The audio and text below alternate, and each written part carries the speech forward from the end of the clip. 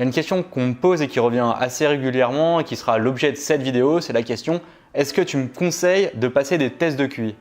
Pour répondre à cette question, je vais commencer par essayer de me mettre dans ta tête et essayer de comprendre quels ont été les éléments de réflexion qui t'ont mené à te poser cette question-là aujourd'hui. Ensuite, je te donnerai les raisons qui me poussent à penser, moi, qu'il peut y avoir des cas dans lesquels c'est utile de passer un test de QI et des cas dans lesquels passer un test de QI, c'est quelque chose de facultatif. Comment t'en es venu à te poser cette question de est-ce que je devrais passer des tests de QI? Il y a certainement dû avoir un déclencheur, un élément qui t'a poussé à te poser cette question-là aujourd'hui. Ça peut être par exemple suite à une réflexion personnelle que tu as eue parce que tu as l'impression d'être un petit peu un ovni, d'être un petit peu à part et que tous les gens qui t'entourent ne te ressemblent pas et je comprends pas vraiment. Ou alors quelqu'un dans ton entourage t'a mis la puce à l'oreille et t'a parlé des surdoués. Du coup, tu as dû te renseigner, tu as dû chercher sur internet ou dans des livres spécialisés sur la question qu'est-ce que c'était qu'un surdoué, comment les reconnaître, est-ce que j'en suis un, etc.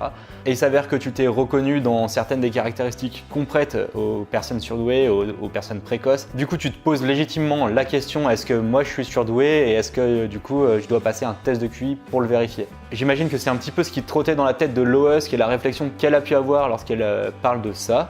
Pourquoi malgré toutes mes tentatives de mimétisme, les gens continuent de me faire ressentir que je suis un petit peu trop en décalage, que je suis un petit peu trop.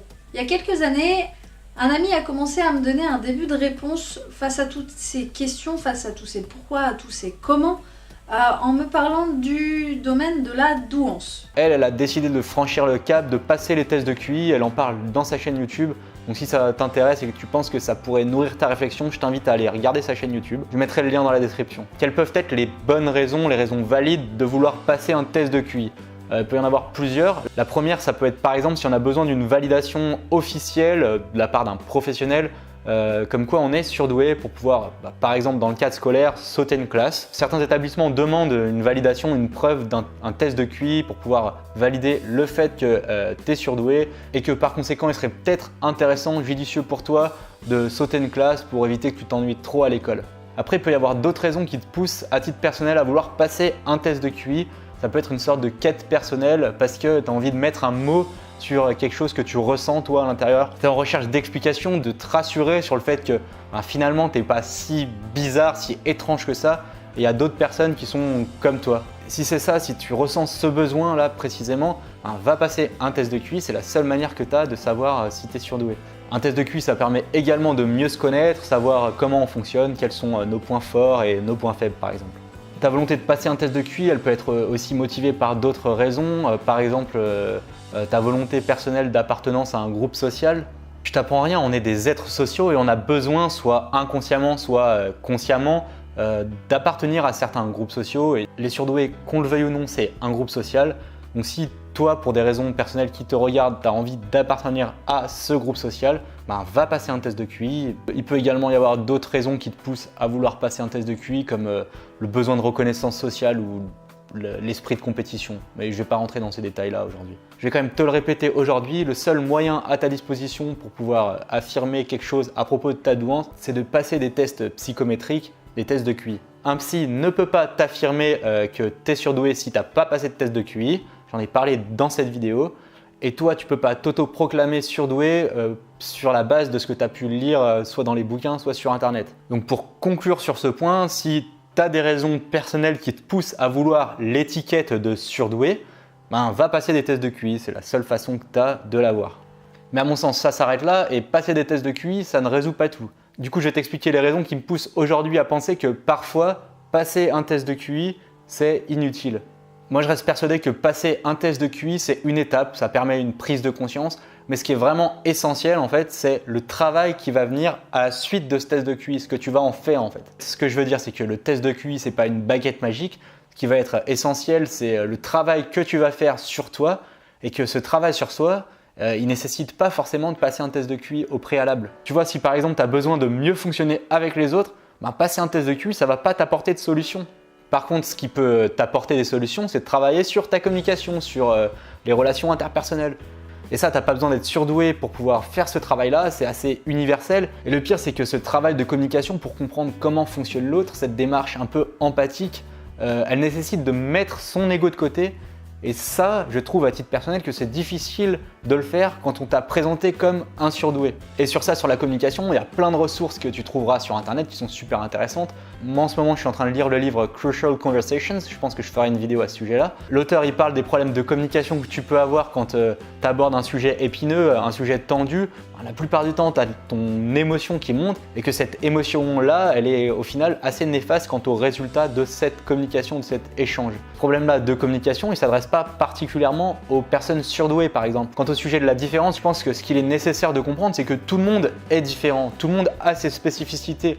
Et ce qui se cache derrière tout ça, selon moi en tout cas, c'est une recherche d'identité personnelle. Pour paraphraser Sartre, en fait, on se définit par rapport à autrui. Et c'est dans notre quête de connaissances internes qu'on va en fait, chercher nos différences par rapport à autrui et nos similarités par rapport à autrui. Je ferai une vidéo très prochainement qui traitera précisément de cette question-là, cette question de la différence.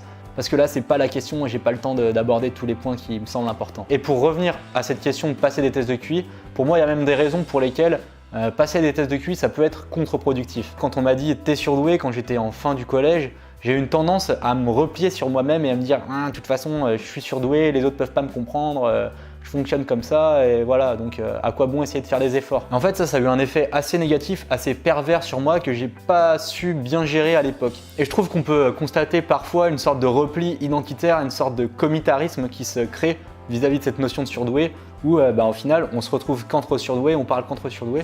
Moi je t'avoue que je suis pas forcément très à l'aise avec cet aspect communautariste là et je t'invite juste à prendre conscience du fait que ça existe et que c'est peut-être pas forcément la meilleure solution. Et l'autre point néfaste qui me fait penser que parfois passer des tests de QI ça peut s'avérer être assez négatif, c'est que si on t'explique pas les tenants et les aboutissants du fait d'être surdoué, si on te l'amène mal, tu vas peut-être développer une pensée comme quoi tu as une sorte de super pouvoir magique et que, comme moi ça a été le cas, que quoi qu'il arrive, comme tu es surdoué, tu arriveras forcément à t'en sortir et que par conséquent tu peux passer en mode roue libre et te dire bon voilà, le jour où j'en ai besoin, j'active ce super pouvoir là de surdoué et puis tout rentrera dans l'ordre.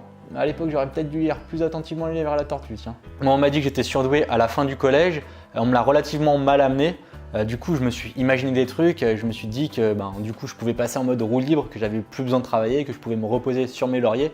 Et je peux te garantir que c'était pas forcément la meilleure idée que j'ai eue dans ma vie, puisque j'ai tout simplement jamais vraiment appris à travailler, ni même appris à apprendre. Et ça a eu des conséquences sur la suite des événements, pour moi en tout cas. Et j'ai dû apprendre ces choses-là plus tard. Donc ça, je préfère te prévenir tout de suite, même si tu es surdoué, tu vas devoir apprendre à apprendre comme tout le monde et apprendre à travailler comme tout le monde.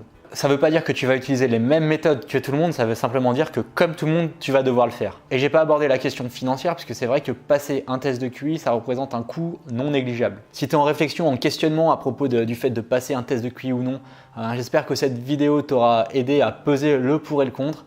Si c'est le cas, n'hésite pas à mettre un pouce ascendant en bas de la vidéo. Et puis tu peux me partager ton expérience et éventuellement évoquer des points que moi j'aurais pas abordés dans la vidéo dans la zone commentaire. Mais quoi qu'il en soit, n'oublie pas, on n'est pas des bêtes.